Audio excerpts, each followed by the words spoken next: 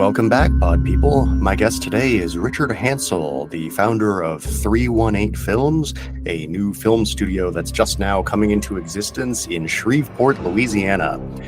Normally, when I do these interviews, I'm interviewing somebody about a specific film that they have made and that I have seen, and so I have a lot of questions about it naturally arising from that. Whereas with this, I haven't actually seen any of the movies you've made yet with 318 Films because you guys haven't made any yet. And so I guess my first question is, what is the difference between founding a film studio and just deciding to make some movies? A very slight difference. And in our case, what it really is, and anyone who's watched indie movies or worked in that realm knows it's an incredibly difficult way to get people to invest, and it's an incredibly difficult investment. There's a million rich grandmothers and aunts that have gone, sank a bunch of money into their kids' film and watched it go nowhere. This allows us to amortize the cost. It lets us get more money on the screen is, to me, the big thing. It gives investors a better vehicle to come into. They feel a little bit better about it. And then it also lets us share resources. So every one of our directors is also, because we're all indie people, everyone's a writer, an editor, a camera person, a production designer. So everyone will work on everyone else's film, and then everyone gets a stake in everyone else's film. So we split the risk and the profits across the board. And so that keeps us working as a team. And it also lets us, all of a sudden you're looking at someone's script a little bit differently when you're giving notes on something that you might get paid for, which helps us out a lot. But three of our films, just because we are all horror people to some extent, three of our films are horror films. So it kind of works out, one, easier to sell, and two, just super fun to write and film. The only problem being one of them is a creature feature, which I mentioned before we started recording, and that's terrifying when you have to do a believable creature. Doing the actual puppetry, makeup effects and everything like that. It's brutally expensive, but we think we have some good workarounds, and there's a bunch of great, I love indie low budget horror, and especially foreign horror. It does it really well. So I think we've been able to steal enough from some good films that we can maybe make ours okay. Yeah. What can you tell me about that creature feature? Oh man, so there is, I don't know how familiar you are with Louisiana legends, but this is one of them. A little bit. So it's, and also, did you ever see, there's an old movie called The Pacte de Loup, The Brotherhood of the Wolf? That's the French werewolf movie, right? That's it. So this is a French werewolf. That's actually based on a true story. A buddy of mine was from that area in France and was furious they made that movie because he'd been working on it for 20 years and never, I'm not saying he was ever going to finish that script, but he had been working on it. The werewolf story has traveled, and it's one of those weird intercultural stories. It actually traveled there. Not every culture, but many cultures have their version of a werewolf. The French Canadians that came down, the Cajuns, brought the rougarou, or loup-garou is the technical French, loup being wolf. So the Cajuns down here are calling the rougarou, and it's basically a swamp werewolf. Some people think it's got snake parts. Some people think it's more werewolf. Ours will probably have a little reptilian to it. And it's a pretty classic cabin in the woods. People head out for a nice vacation, head to New Orleans. Next thing you know, there's voodoo and werewolves taking over, and a corrupt sheriff, and just a ton of fun. Nice. So you said they're heading to New Orleans, but of course you're going to be filming it in Shreveport. We sure are. So take that, New Orleans. First of all, we can be you guys and better. We certainly look like New Orleans, which is easy. We definitely have no shortage of swamps. The filming in a swamp is terrible, but we have some good locations that are beside them. We can get there via dry land, make it very easy. We don't have to deal with boats and water regulations and all of that. And then the nightmare is going to be the rougarou suit, because there's actually, I don't want to give away too much of the script, but there will be multiple people that get turned. So we have to have slightly different suits, which make it tricky. And I'm trying to talk the director into going the attack the block route, where it's the ultra black that you can't really see much other than an outline. Works very well. All right. Yeah. Get a Vanta Black costume. Not actually practical, but that's exactly it, right? They film, it absorbs all light. No, it is. And again, they did it so well. They just crushed the blacks. The movie's super contrasty when you watch Attack the Block, and then adding the glowing teeth gives you that definition. And then the only rubber latex monster suit you see is the dead monster, which is a lot easier than having to have one that a puppeteer can get in or a person can get in and act through. All the creatures that move with the movement coach guy in it, they're the super deep black, where they just put the fur as black as they could get and then crushed it down. Cool. Yeah, and then we're also, I don't know if you've ever seen Dog Soldiers, the old SAS werewolf movie. I have not only have I seen Dog Soldiers, I have interviewed one of the producers of Dog Soldiers for this show. I'm going to go back and watch that episode, man. I cruised through this. One of the first ones I did. So yeah. Oh, okay, that's why I did not go back that far. So I love that movie so much, and it's very popular. It's so good. Even when the guy squares off with the werewolf to box him out, kind of a thing, the suit holds up really well. And they also did such a good job. All the intros, like it's really clearly the sausages from lunch that nobody ate, but it just looks real enough that it shocks you up, and it doesn't take away from the movie. And they made it for not much money. And yeah, that's I love that movie so much because they do such a good job of blending in the humor with the horror. I mean, it's basically aliens in the woods, right? So they do such a good job with it. Military versus animals or versus creatures. Yeah. Earlier, before we started recording, you mentioned that Shreveport doubles for other cities such as New Orleans and stuff a bunch. And that got me wondering, do you happen to know where the Hatchet series was filmed? Because I don't. Yeah, no, that was down south. I would have to look it up. I don't remember where it was filmed. It was not filmed here, unfortunately. Okay. It's okay. I wish more things came here. We're working on getting more things here. We're hoping we're sort of the vanguard of that. But yeah, we'll see. All right. So aside from the creature feature, what other things do you have in mind? Man, so we have we have a family drama, which is very weird and very Southern, I'm very excited for that. It's one of those classes. It will do well. I think it'll do really well here. And then Scandinavia has a weird fascination with the American South. And then there's another kind of coming of age. It's sort of a Southern housewife, 50 Shades of Grey, which is not the best way to pitch it. The writer would kill me if she's not going to listen to this. You know what? I'm just not going to tell her we did this. And then we have the one. So I sent you like a bodice ripper sort of romance. It is a young lady who's married and is not happy with the vanilla-ness of her marriage. She wants to explore. Her husband does not. She sets off to explore. And we want to do it with real. I mean, here's the thing, right? Like we have. Small towns frequently have weird scenes. Like there's a kink scene and a swinger scene, and there's more going on than in the big cities a lot of times, I think, in that world. So I do reality TV a lot as well as movies. So I've traveled around the country, and generally the smaller towns are the freakier towns in that sense. And so this sort of explores that, but with normal people. It's I don't know if you watched any 80s movies that Adrian Lyne directed, but if you take Adrian Lyne's eye and applied it to sort of normal people instead of models and, Jennifer Beals and Flashdance and people like that, then that's what we want to do. We basically want to shoot normal people in the way that you would shoot beautiful, beautiful models and actors. And it's pretty true to the writer's experience, I'll say. So yeah, and then I sent you the weird murder musical by one of our directors. Yes, yeah, you sent me a short film that was a sort of a horror musical, which is a very rare genre. I mean, obviously, the most famous thing that's even arguably in that genre is the Rocky Horror Picture Show. Yep. Although that's not actually that scary. Yeah. Whereas this played the horror more straight, which was really interesting. So do you have plans to do something like to turn that into a feature or? Maybe. So that might be our next slate. But we do have that same director. So he is a very demented fellow named Josh Munns. Check out his work. You can find some of it online. He does the strangest and just funny to me kind of stuff. He just made it. So we have a local festival I should start with called the Louisiana Film Prize. It's great. It gives 50 grand to the winner of the contest, which is crazy. Oh, wow. So it's half judges and half audience. So you have to make a crowd pleaser, but then also be something that will appeal to a bunch of, art snob film festival judges that are terribly jaded, but then also like the normal good folks of Shreveport. And Josh walks that line in a really weird way. So he ends up winning a grant almost every year that can only be applied to making another film. He always says he's never going to make another short. And then they give him $5 grand and are like, you have to make a short.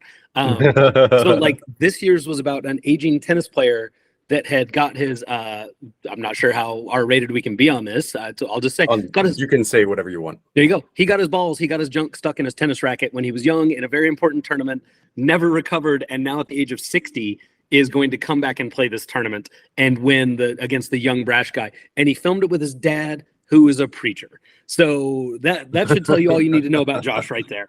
But yeah, so he made a horror murder musical love story And then wrote, I love a really good serial killer movie. And the premise is it's one of those people, and we all know these ladies. It's the classic lady at home that listens to the murder podcasts and read the murder books and watches the murder shows on Discovery ID. And then she's always mad that nothing ever happens around her. And then things start happening around her. And it sort of faces one, we get a bunch of great kills and like really fun slashery, blowing people through windows, kind of old fashioned stuff with the sort of moral question of, should you be watching all this murder content? Because these are real people with real lives. It's not like watching a horror movie where someone's created it. And Josh is, again, he's a very strange cat. He's from here. He grew up in a very religious family, went to a Christian school, loves horror movies and filmmaking, and has ended up in this world of what is the moral quandary of writing a horror movie about people that consume too much murder stuff? And is it okay to watch people die a bunch and then be titillated by that as he's murdering people on screen in truly gruesome fashion? So yes, I'm very excited for that one. I think it's going to be a lot of fun. That's awesome. So tell me a bit about your background. You mentioned doing reality TV. What other stuff brought you to making independent films like this? Oh man, so I'm the classic, I didn't know film was a job. Like legitimately, I grew up in the world. So I'm a little bit older. Like nobody knew that you could do film and TV for a living where I was from. I was from a small town.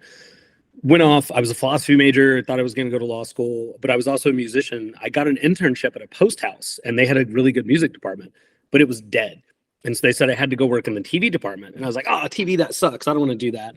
And it was actually in the telecine. I would go to the film lab, pick up film every morning, drive it, load it in the machine, run it through for the colorist. And I loved it. And I started meeting people, and they let us come out to set. I got to go watch a Foley session. I had never heard of Foley before then. And I just fell in love. So I shifted over to film school, and actually in Montana State up in Bozeman.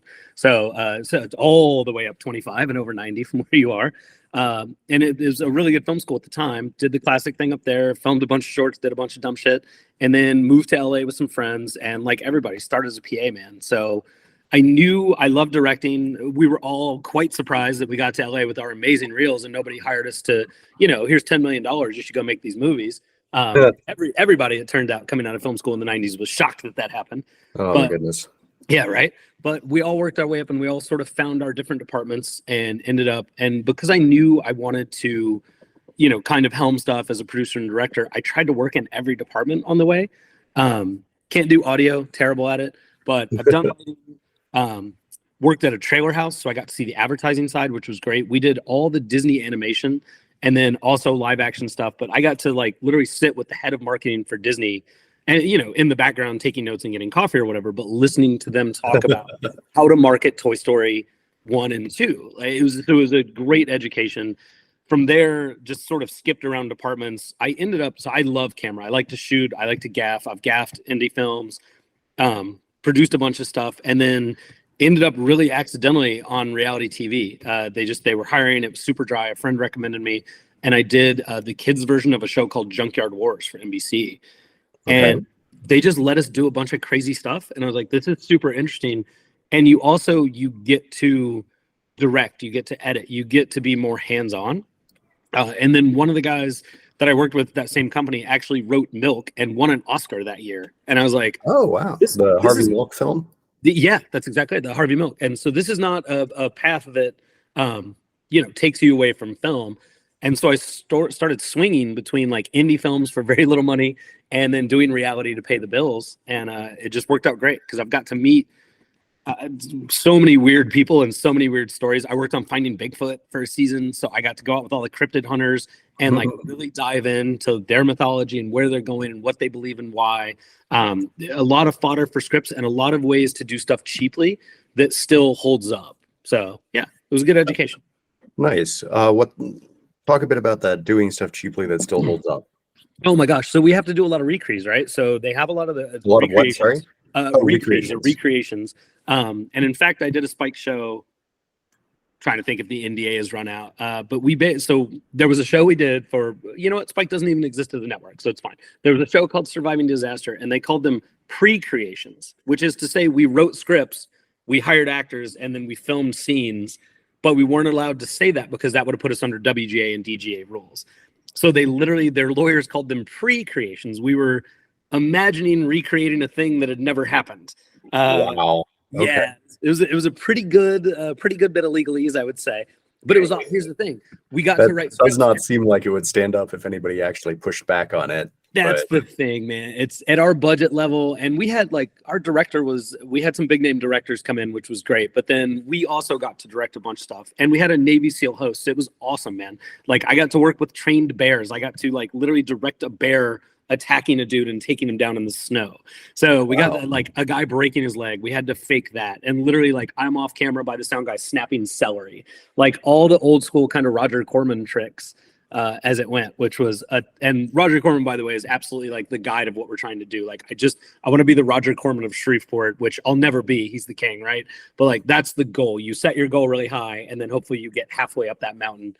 And if I can generate half the directing talent that he's produced over the years, I'll be thrilled, right?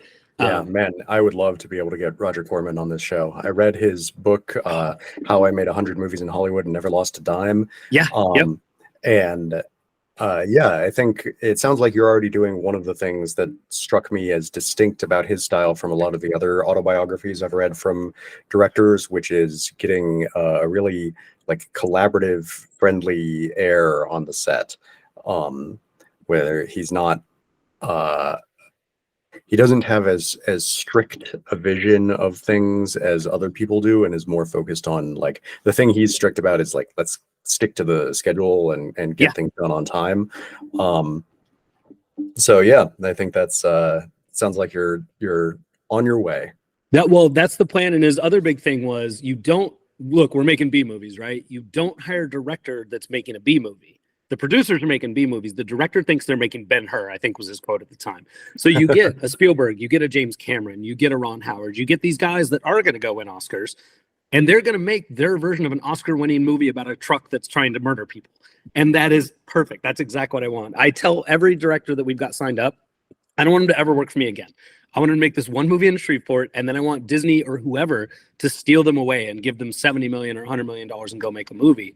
And they're not trying to make the beam. I'm trying to make a movie that will let us get enough money to do this for the rest of our lives. Just keep this going as a studio. I want them to make the greatest movie that's ever been seen, even if it is about a Louisiana werewolf, right? It's like, let's do the best version of that possible. And they all are fully on board. They're believers, which is good. That was my big Corman takeaway. Yeah. I think the biggest specific piece of advice that I remember from the book is, get your investors to give you like $50,000 or whatever to make a movie, and then use $25,000 to make one movie and give it to your investors, and use the other $25,000 to make a different movie that you own yourself. I thought about that. So we can't so there's a thing called I don't know how much in the weeds you want to go, but there's a thing called regulation crowdfunding. So it used to be, I don't know if you know, like we're not allowed to invest in IPOs. Like when Google went public, unless you, I shouldn't say us, I don't know what you're worth, unless you have a massive liquid. I am not worth a whole lot of money. So man, it is like, the amount of money you have to be what's called a qualified investor, I was stunned. It's a really, really high number without including like your house and other major assets. You have to be liquid for millions of dollars before you can invest. So I never realized how closed investing was. During the Obama years, he opened up a thing because Kickstarter and all that was happening. They actually opened where you can actually invest, not get a t-shirt or a trip to set. You're actually buying a stock instrument like you would buy a piece of Google or GM or whatever. The top raise was 1.2 million. Biden changed it in March to 5 million. So all of a sudden you can have an IPO for a film studio or anything. It could be biotech, it could be a bar, it could be film, it could be whatever. Project M actually does it to do seed money for all their movies. But they'll raise enough for development, which is basically them casting, right? Because they have big money. They've got Roland Emmerich money. We're doing it to do the whole thing, but we're asking 2.5 because we're going to spend about 1.5, and then we're going to put that other million into other stuff, including building out next season, casting, P&A, all that stuff. And then our other big secret sauce, man, is we have massive rebates here. We have big tax incentives here. They went away. We had a governor named Bobby Jindal. He decided to run for president. Couldn't be seen working with those Hollywood liberals, so he tanked our credits. The new government brought him back, but he dropped the floor. So if anybody's making indie movies, please come to Shreveport. I will help you out. It's me and like 3 other people are the film commission because we don't have an official film commission. But In Georgia, I think the floor is 2 million in Georgia to qualify. Here, the floor is 50 grand. So if you're making $100,000 movie, come on over here and you get 35. Well, if someone in Louisiana wrote your screenplay, you'll get 35 back. If from out of town, you'll get between 25 and 30. The other thing is, That's not bad at all. It's not bad at all. So if you're making $100,000 movie, you've already got 30 grand back. In our case, when we're spending $1 million, we can cough up 300,000 to our investors, but we're not going to investors.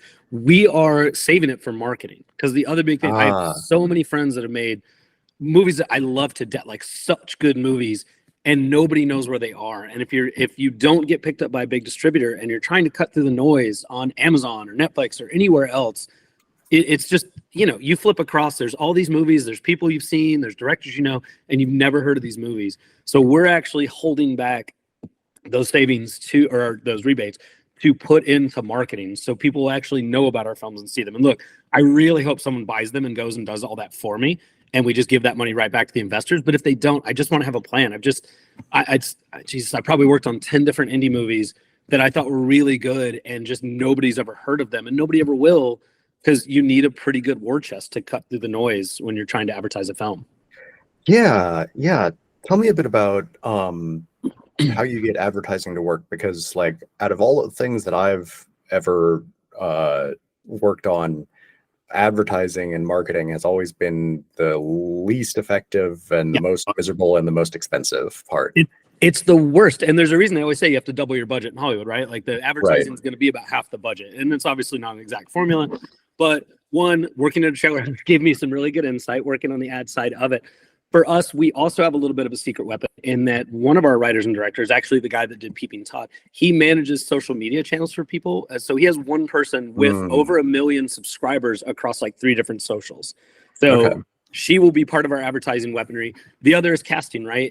And the guy who's directing The Ruger does an excellent job of this. He makes really nice low budget movies, and he casts people who have big followings. He did a Christmas movie, and it's not my age group. It was a girl who's in The Witches of Waverly Place.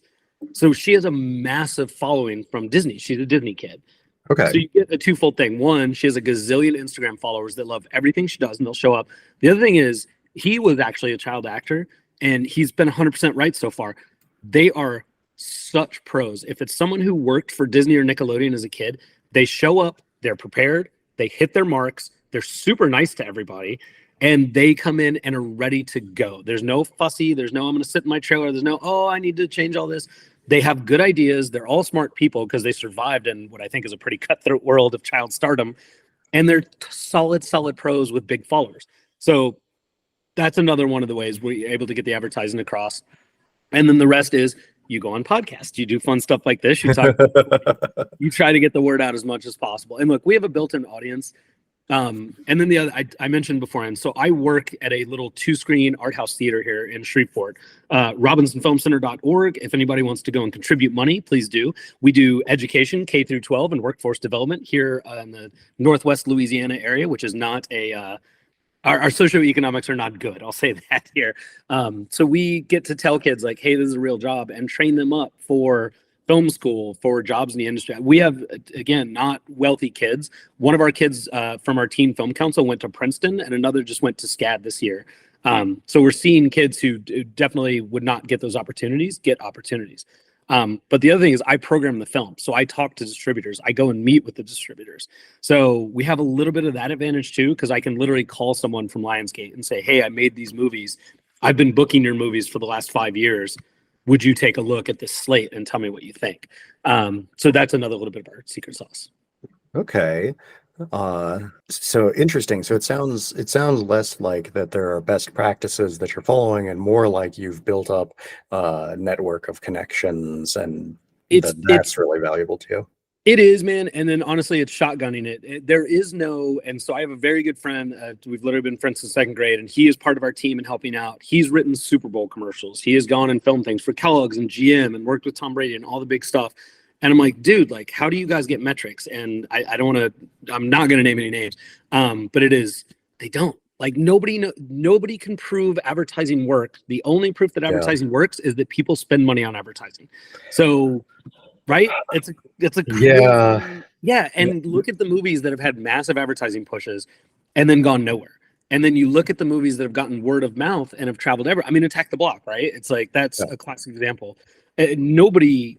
It's not like there was a big advertising push. Friends told me about Attack the Block. Almost all the indie movies and almost all the horror movies I like, people have told me about. And Yeah, so well, Attack the Block is interesting because I feel like even if there was a big advertising push for it, I still wouldn't have seen it because it would have been in England. yes, And yep. Yeah, I know I've paid for advertising. I've hired professionals to do advertising for like Kickstarter campaigns, and I have never gotten a return on investment above 1. Yeah, no, so dude, it's never been worthwhile for me.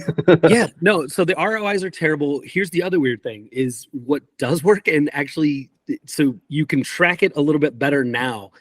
Billboards work really well, and I'm not saying we're going to buy billboards, but if you look at billboards, they're crazy expensive, and you're like, why is it so expensive? And they're like, here's the metrics. And I'm like, whoa, shit, you guys have metrics? Because I'm very, I like, look, I'm a classic like film idiot, right? Like I love movies. I just want to make movies, but I've tried to get more data driven as I've gone on in my career to be able to make better decisions just because more money we give back to the investors, the more other investors we get. So I've gone deep on data driven stuff. Billboards are actually like really effective if you were trying to get certain things out, film being one of them, right? It's the classic, The Room, the Tommy Wiseau thing. That dude bought a billboard. I used to live in LA. I lived up there for like 20 years. I drove by his billboard almost every day. It was either on Highland or La Brea. I thought it was like some super artsy film. And so I went to see it. Like I had no idea what it was. I literally went to a theater and watched The Room and was like, oh, what a terrible mistake I've made. But also I have to see this through. I have to know what this is now. But that dude paid for a billboard and it did like he literally brought people in. I know many people with the same story where they're like, I saw the billboard. I hadn't heard because it was pre-internet or early internet. And we all went and watched it. So yeah. And everybody, look, every indie guy says we're going to start a viral campaign. Maybe you are, maybe you aren't. Nobody can predict. If you can predict what goes viral, you shouldn't be making movies. You should be living at your house in the south of France because you're going to be a billionaire if you can actually do that. We do have the influencers. I do like, we're going to cast people again with big followings, but who are actually good at what they do. So that's a nice comment. Not the stunt, it's pick your flavor of the day, internet, Kardashian, Jake Paul, whatever. Like none of that stunt casting stuff. It will be real actors, but with decent followers. I also am a big fan, especially in horror, comedians, because they come with big followers and they all, I mean, look, like, I don't know if you've hung out with a lot of comedians. None of them have really happy pasts. They're generally very dark people on the inside. So they translate really well over to the sort of thriller horror. Think about Jim Carrey and the Cable Guy, right? It's like it's such a weird and dark, and he's so weird. It travels across the Robin Williams stuff, Insomnia, with Robin Williams. It's like you start to see these. What was it? 24-hour photo. The one. I was gonna say. I think 1 hour photo. 1 hour photo. 1 hour. It's exactly So you look at those where you take one of these people and you put them in that role, and even the Fisher King, right, where he's a crazy person. You take these people and you put them in these darker roles, and you get a really, really interesting performance, I believe, most times. And then you also, you get their followers, and that's good free advertising for you. And then it also gives you something you can advertise. If Netflix is running a special by them at the same time, or they've got a special a year out, you start filming, that's very helpful. But again, all our casting and this, I've given the directors, like, you guys get to pick. I'm not going to come in and say you have to pick this person because they have X amount of followers. It has to be the right person for the role. If those two things coincide, everybody wins. If they don't, we'll figure it out. Yeah. So yeah, I wish I had a secret sauce, man, but I don't. So you're talking about bringing in outsider, like at least relatively famous people. How much are you focusing on like doing things with Shreveport locals? Man, almost all. So that's the other thing with our big short film contest, because it's every year.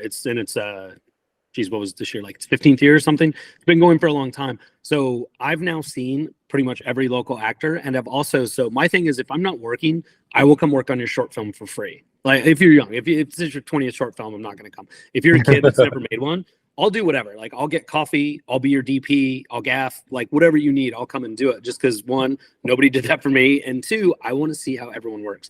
So that's the other thing. Everyone who's involved in this production, I've been on set with them, and I've seen them in the rain, I've seen them in the heat, I've seen them under stress, I've seen them when we're happy, and I've probably seen them drunk. So I have a really good idea.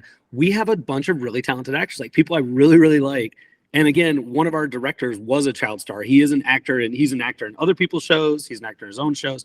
He has a great eye. And then we have a casting director here who worked in LA for like 10 or 15 years, was from here, moved back here to start a family, and is now like, PTA mom, works as a teacher for the talented arts program. She's great. She has an amazing eye for talent. And I'm like, would you have time? Like, now that the kids are in high school, could you get back into it at all? She's like, 100% I could. So we have a little bit of that. We have a great DP here. Oh my God. Like one of my favorite DPs. He's made a bunch of indie movies. He's on a Fox reality show right now. A lovely guy. He's a guy from South Dakota who went to school in Texas and ended up here and just like makes beautiful images and is a great storyteller. We have like real ACs. A buddy of ours and actually works that DP all the time. He came off the Winchesters, oh my gosh, Supernatural spinoff. Thank you. So like he's a union first, but he's also a good friend. And that's the other thing is we can't guarantee you a great rate, but we can guarantee you 5 films worth of a shitty rate. So you can go work for one movie for big money, which I totally get, and that actually is what people should do. Or you can stay home and get 100 days of work across these movies and not get paid much, but have a good time. So we have a great base here. And there's the guy from Peeping Todd, the actual Peeping Todd guy, is one of my favorite actors. He has done comedy, he's done heartfelt stuff, he's done romance, and he did a horror short that actually just got turned into a feature that you'll be hearing about, I really hope soon. I just saw it last week, and it is fantastic. And he's like the main guy in a psychological horror, and it's fantastic. What's it called? There's a movie called The Fetch. No distributors. If you want to talk to the director, I'd love to introduce you guys. They made a short film 7 years ago. They were walking out, and I was so I volunteer at the festival as well. So again, I can see all the movies like 30 times and figure out who's good and who's not. They were walking out, and I was like, dude, is that a proof of concept for a feature? They were like, yeah, 100%. Years, he got the money somewhere in the $500,000 range. It looks like they spent $10 million on it. Like he's the classic example. Nice. He was not making a low budget horror. He was making The Exorcist. He just happened to only have a low budget amount of money. And I loved it. It scared the shit out of me. Like I was actually mad at him because he didn't tell me. So me and this, again, the advantage of working in a movie theater, the executive director and I, and my executive director is like a huge horror guy. We sat and just watched it by ourselves at like 2 p.m. on a Tuesday and just fired it up in the theater. And it scared the shit out of me. And like in a really good way. And left me disturbed. Like I legit yelled at him for not telling me how disturbing it was. And I was like, also I yelled at him because I was like, please just hold out and get a real distributor. Like this needs a marketing push. It needs a real distributor. It's too good to get buried, man. I'm so proud of him. Like I'm so thrilled. It's really good.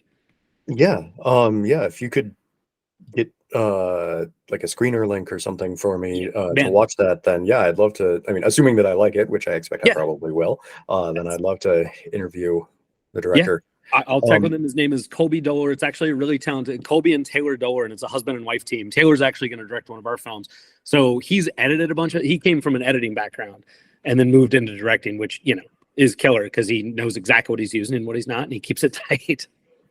Nice. So it sounds like you've got a real focus on a traditional distribution model where you pitch to distributors and then they purchase the rights from you for a certain part of the world, and then they try to get a theatrical release going on there. And then eventually maybe it ends up on streaming or there's a physical media release or something like that.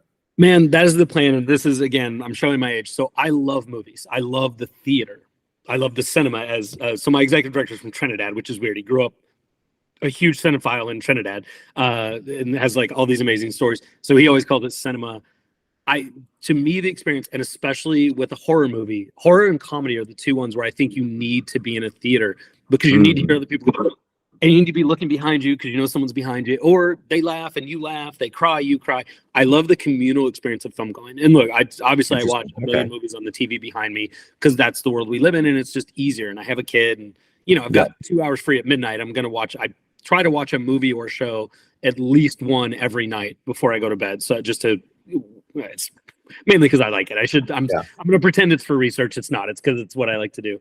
But yeah, so we will go stream. I have no problems with streaming. I worked for Netflix for a show. I loved it. It's a great experience. It's obviously their business practices, whatever, but I actually really like the way they treat creatives. Okay. Prior to the strikes, I should say, they were very good to us and our team. Hmm. And it was a lot of freedom, and I like that. I think it's gotten a little different now. It's much more algorithm driven. But I really want to release in theaters as best we can, even if it's a small tour, even if we end up booking 40 or 50 theaters, do that first and then go to streaming from there. I just think it's so important for our filmmakers, and I also think it's a good way to make money. Again, I book movies, so I know what the splits are. I know what kind of money we pay out to these guys. Like I run the forms and then send them to our accountant to write a check to Lionsgate or to Music Box or whoever. So I know what the money is, and I believe it's a solid revenue stream for us. I don't know if you're familiar. There's Music Box is an art house theater in Chicago. They have their own distribution, kind of like Alamo Drafthouse does. They made a movie called Strawberry Mansion. 2 years ago. This guy Kentucky Auber. It's a sci-fi movie that it looks like they made it for like $12, and it's so good. And they literally did a tour, and I think it was 50 theaters, and they released tour shirts, which is hilarious. So you can buy a shirt with their logo, and it lists all the theaters on it, and they just put it together themselves. They basically called a bunch of theaters and were like, "This is available. Do you want it?" And we were like, "Shit, yeah, we want it." Like once we saw the teaser, we're like, "Yeah, we got to have it." And again, art house theater, but there's enough theaters out there, and there's enough weird people that want to go see these things. We have a program called Friday Night Freakout, which is basically movies me and the executive director like. His is almost all horror, mine is some horror and a lot of sci-fi, and then like, oh my god, you guys have never seen RoboCop? What is even happening? We have to all sit together and watch RoboCop. So there are markets. There are a lot of these art house theaters have places for weird independent movies and horror movies that you're not going to see. And again, also foreign. I think it's just, I want my directors to be able to say we screened at 12 theaters in Sweden, kind of a thing, and just have that on their resume and be excited about it and go visit and do a Q&A and then come on back. And when it hits Netflix, then it's got some word of mouth. Because again, the best advertising I've ever seen is word of mouth. And the best way to do that is to get in theaters. And then the hardcore nerds that go to theaters like me, we're the people that are going to proselytize for those movies. We're the people that are going to tell you, holy shit, this just hit Netflix. Dude, I saw it 4 months ago. You're not going to believe it. Absolutely, you have to stream this down. And I'm going to be on Facebook talking about it. I'm going to be on Twitter talking about it. I saw this movie. You have to go see Strawberry Mansion. Greatest thing I've seen in the last year. And then that helps kick off that word of mouth. So we truly do count on the film nerds, like the cinephiles, for the fancy people to see these movies and then talk about them. Do you guys have any drive-ins down near Shreveport? Man, we don't, because our weather is always terrible. We have up to three good weeks every year. So no drive-ins left. I love a drive-in. I used to live in Santa Cruz out in California, and they had a drive-in. I saw a double God, it was Aliens, and now I can't remember what the other half was. But I sat in the back of my Jeep with a date watching Aliens outside, and it was amazing. Like, it was just like, this is such a cool experience. If I can do a drive-in tour for 3 of these movies, I 100% will. Yeah. Hey, we've got a drive-in here in Pueblo, Colorado. So what? Yeah, Dude.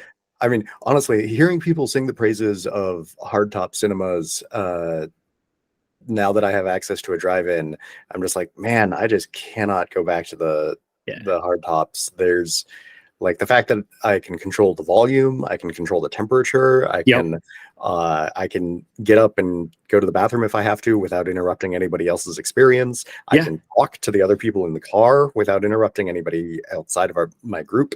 Dude, I really like it. It's the best of both worlds. You get your bubble like you would with streaming, where you have your own snacks and your own thing on your own schedule, but you get to hear the people laugh and you get to hear the people gasping. You get to feel the community around you.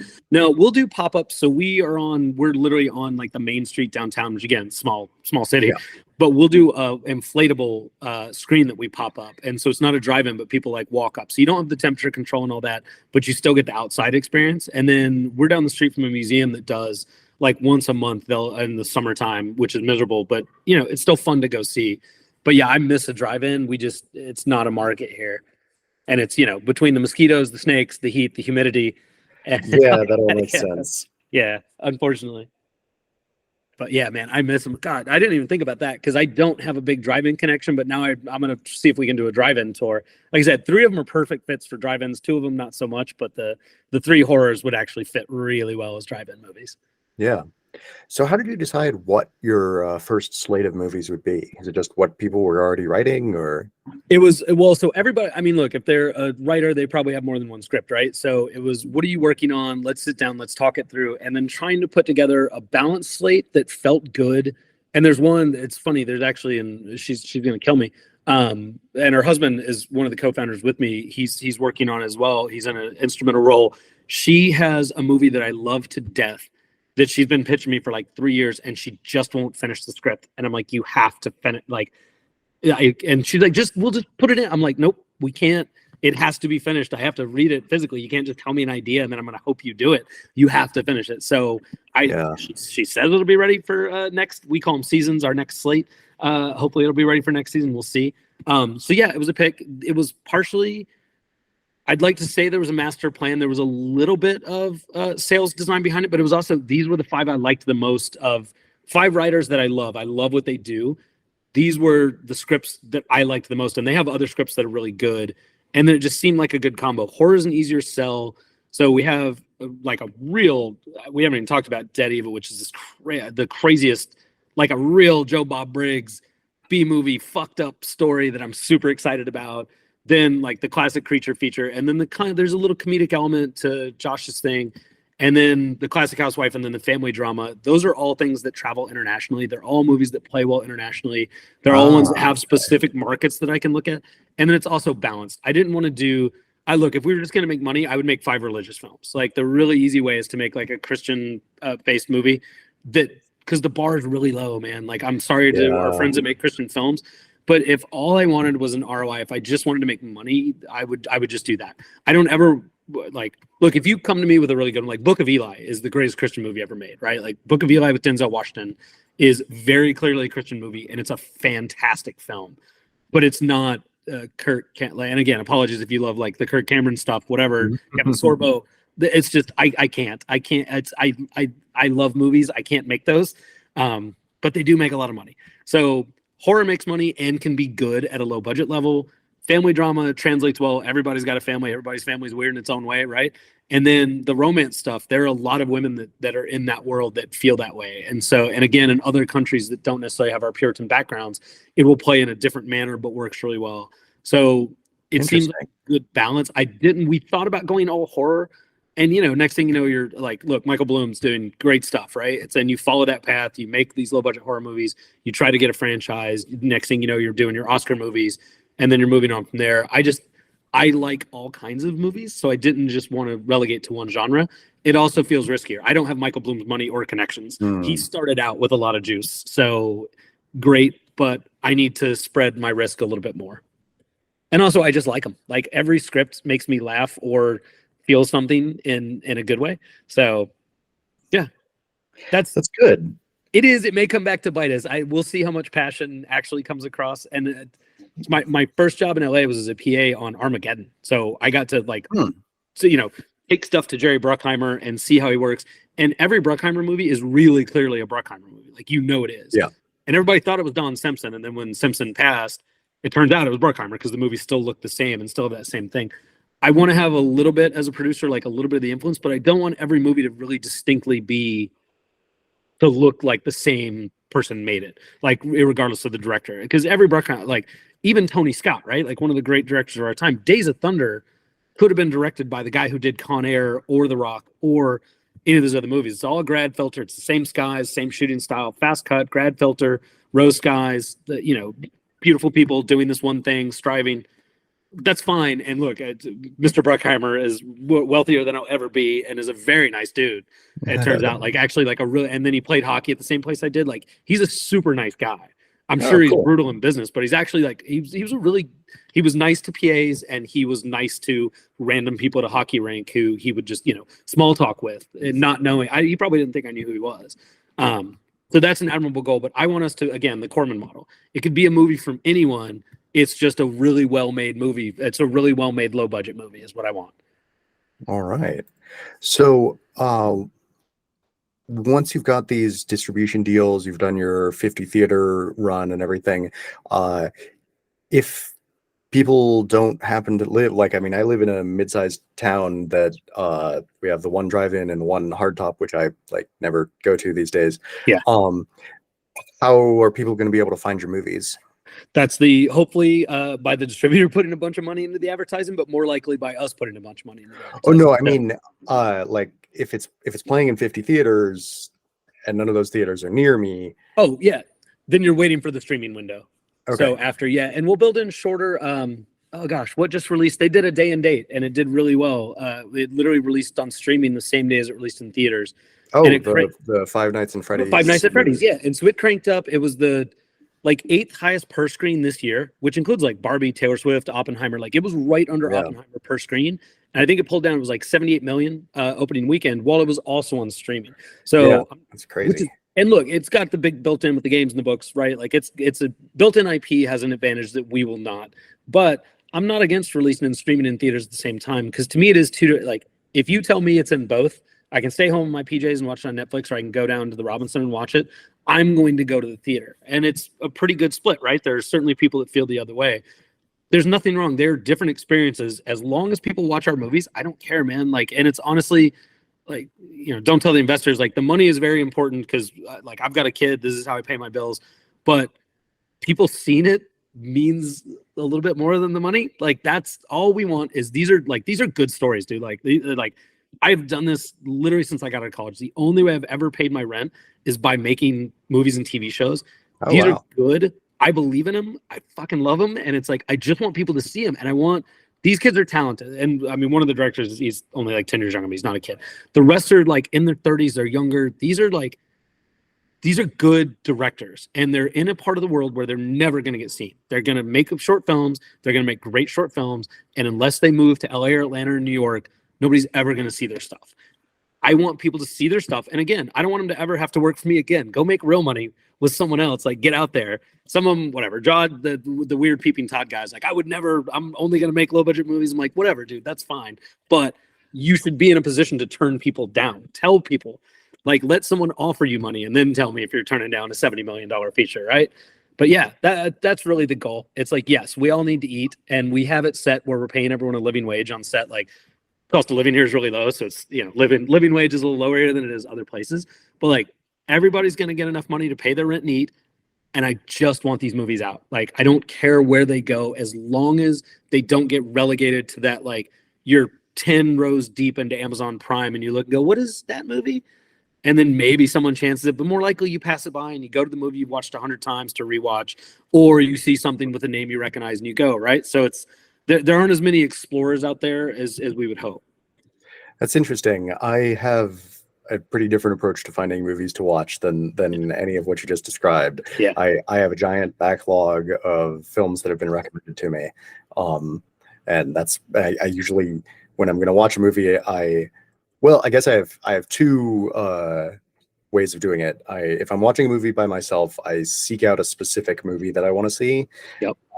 And if I'm watching a movie with my friends, which we have a weekly movie night, we each come in with like somewhere between 1 and 15 we want to watch the trailers for, and we spend like a few hours watching trailers, and then we pick one of those to watch. Yep. I love a trailer pack. So that's, we used to do the same thing. We would literally, it was trailer roulette basically. So instead of picking, we would screen them and someone had to hit the button and stop like in the middle, but like they had to not be the person looking basically. And so they would just randomly pick a trailer. So we called it trailer roulette. It was super fun. So I'm the same way. Like, I have a backlog of movies that I need to watch. That's not how most people watch. That is the film nerd. That's the film nerd way, where we have so many things we want to see. The normal person that I talk to all the time at the theater, the normal viewer, just goes onto Amazon. It's whatever they see first on Netflix or Amazon, or it's something someone's already told them about. So mine, like, I'm reading like festival reviews and watching podcasts and listening to people and going and looking for these deeper recommendations, but that's not normal, unfortunately. So, and that is, again, I wish I had the secret sauce of finding an audience or letting the audience find us. I just don't know what it is. And I do hope by the time we do this a few times, or you see one, I will seek out movies by the same producer or the same distribution team. So I know, like, Blumhouse is the easy example, right? Again, his movies aren't my cup of tea really, but and he's got some great ones, but it is, people know to go look for a Platinum Dunes or to look for a Blumhouse. So, you know what you're going to get with those. And so that keeps people excited. Nice. So, given that you're just now, like, you've been in the industry for a long time, but you're just now starting your own studio. Yeah. Where do you see the future of independent filmmaking going? Man, I wish I knew. So I think it is much more accessible now. Look, like, this is a really good camera now. Like, Steven Soderbergh is making features on an iPhone. So if it's good enough for the guy that did Ocean's 11, it's pretty good. So it's become much more accessible. I edit stuff on my laptop. We can all use Premiere Pro. It's $20 a month or whatever it is now. DaVinci Resolve, it's free. Or Resolve for free, right? And Resolve is incredibly powerful, and also the color correction is amazing. So all these tools are out there. All the kids that I teach have some other program that I've never heard of. They're like, no, I'm just going to edit on whatever it is on my phone. I'm like, yeah, okay. And the stuff looks fine. So it's become more accessible. It's always going to come down to story. To me, from the producing side, it's going to be finding the storytellers. You can find a million people that can make a movie and have made a short. It's finding someone that really knows how to tell a story and has spent the time on the craft of it. That's important to me. I think the future of indie cinema is streaming. Like, realistically, I hope to God it never goes away where there's not a physical place where you can join and other people and watch movies. I don't ever want that to go away. But streaming is what's going to be key. We all want that experience. We all want to be in our house.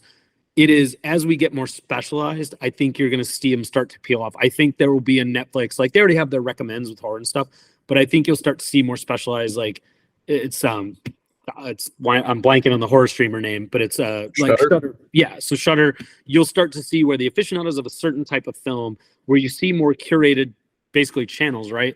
I think there will be more streamers popping up. The barrier to entry to open a streamer is a lot lower than it was when all these guys started and pumped billions of dollars into it, because you can run off like the Amazon server systems, you can run off AWS, and you could pop up your own network for, like, you still need big corporate money. Like, I can't pop up my own network, but it's not what it used to be. And I think we're going to see more creators with channels. Like, I think eventually there'll be like the Ty West network, and it won't just be his movies. It'll be movies he loves, because he has a very distinct point of view, very distinct. Interesting. I think there'll be a Jordan Peele, if not a network, like Jordan Peele recommends. And maybe this is just me saying what I want to see, but that's, and I follow this stuff. I go to all the conferences. I try to read everything, talk to as many people as I can. I mean, here's the thing, right? Like, I'm not that smart, so I try to talk to smart people. That's kind of what you're starting to see be talked about, more curated, because it is, and I go through Letterboxd. I love Letterboxd, right? So, like, I'll look at what does Scorsese recommend on Letterboxd, and then he does companion pieces for his films. So, like, for Killers of the Flower Moon, he's like, here are the 10 movies that I watched while I was making Killers of the Flower Moon. You should watch these to get a better grip on what I was thinking. And I'm like, and then there's some weird 1938 movie that, Marty Scorsese recommends. I'm like, yeah, I'm watching that, dude. Let's get in and see what's going on. So that kind of curation, I think, will help cut through the noise. Because right now there's just so much noise. There's so many movies. And again, I watch a movie. I literally watch something every day.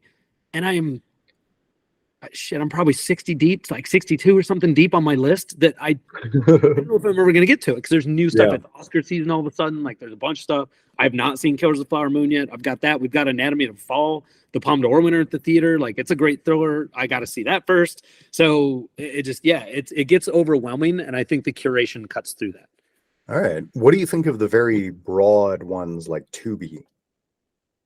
I'm glad they're paying filmmakers. I don't know how. I mean, that's it, man. Like, as long as it stays viable and you get more voices. But again, I think there's a lot of good content buried on there that I'll never see, and I don't know how I'm going to find it other than randomly clicking on stuff and playing streamer roulette. Yeah, well, I mean, certainly that's one way, but the other way is, like you were saying earlier, word of mouth. Yeah, but there's plenty of movies where somebody recommended it to me, and like, honestly, nowadays, the first thing I do when somebody recommends a movie to me is I see if it's on Tubi, and if it is, I add it to my list. And if it's not, then I go, oh, all right, great. Now I have to try to figure out where it might be. So I write it in my Gmail. I keep a list on my mail, and then I run through, and then I'm like, okay, I have 2 hours, and I go through and I just type in where streaming, title of movie, and it's like, and I hate it because I have to go through. I think I have 6 services, and then I have to search on Google to figure out where it's going to be, because I can't just type it into a search bar on there, because the search feature on our master system is not great. So it's word of mouth is key. I think, especially for the real film people, I think word of mouth is key, and finding trusted curators. It's just finding the way to monetize, because it's an industry, right? So finding the way to monetize those trusted curators, whether you pay an extra bump to know what Jordan Peele recommends. Right now, it's all free. Right now, you can go to Letterboxd. You can read all the articles. There are always A-frame lists, like the 5 movies that influenced my movie. You can go through their stuff and look. I try to do that with all of them, and they'll list like the DP, the production designer, the director, like, here are the 5 movies that influenced me or influenced this particular film. But I don't know how studios are going to monetize that. I know they will, and I just hope it doesn't lock people out. It's the danger of every time you monetize something, you lock a certain segment out. And film is a popular medium, right? It needs to be accessible. So the more you lock it out, it's a tricky line for them to walk. So I don't know. Yeah, I like the idea of like a curation done by people whose tastes you have a reason to trust. The thing I'm less eager about is the idea of them each being a different streaming service that I need to subscribe to. Right? There's so many. There's so many, and that's one of again, there's a reason I'm not rich, right? But it's like, drop it back, like Netflix, take Netflix back to whatever it was, $9 like it used to be. And then for $2, I can get the Jordan Peele channel, and for another $2, I can get this channel, which is I don't know how old you are, but like, that's basically how cable worked, right? You added channels, you got a base package, and then you added channels. We're coming full circle on a lot of these as things start to, Disney buys literally everything. It's not that different from buying Comcast or AT&T 15 years ago. You're getting a bunch of stuff and then adding channels as you go. Add ESPN Plus, add Hulu, whatever. They're just coming back around, and then they're doing ads. And I'm like, oh, did you guys just figure out ads? Because I have terrible news for you. That's basically how TV worked for most of TV. So it's like, hey, we should do this new thing. We're going to add ads in between the content. Like, oh, you guys just figured that out, huh? All right. Thank you so much for coming on and talking about all of this. Your website, which should be live by the time this episode airs, is 318films.com, which is the number 3 ONE, the number 8 films.com. Is there anywhere else you'd like to direct people to follow you on social media or anything? That's it. That will lead you to all our socials, and more importantly, to where you can buy a piece of our company and be an investor in indie film on your own. The prices will be set low enough to be accessible to everyone. Look, if you're a rich millionaire, you can pay for the whole thing. But if you're a normal person with a normal job, you can buy one piece of this film company, and we believe we'll make money. But if not, you'll at least be a part of making pretty good content, we'll say. Maybe great content. See how it turns out. All right. And sorry, did you say the name of did you say the social media handle? If you did, no, they'll all be through 318films.com. You can go in there, and that'll link to everything else. So yeah, we're 318 Films across all the platforms. We actually got that's why the weird spelling. It lets us get our name across everything else, but there's not much out there yet. But it's about to start coming hard and fast. Basically, all contracts are getting signed right now, and that's when the raise will start, and that's when people can start buying in. So yeah, hopefully be a part of history. Maybe you're buying into the next Corman. Maybe we blow the whole thing up. We'll see how it goes. But either way, we'll have fun trying. All right. Great. Well, thanks again, and good luck. Yeah, man. Thank you so much for having me on. I really enjoyed talking. And I will send you the information about the guys making The Fetch, which is a brilliant horror movie, and I hope all your audience gets to see it soon, and I hope they get lots of money for it. Yeah, absolutely. Right on. All right. Thank you, man. Have a great day. You too.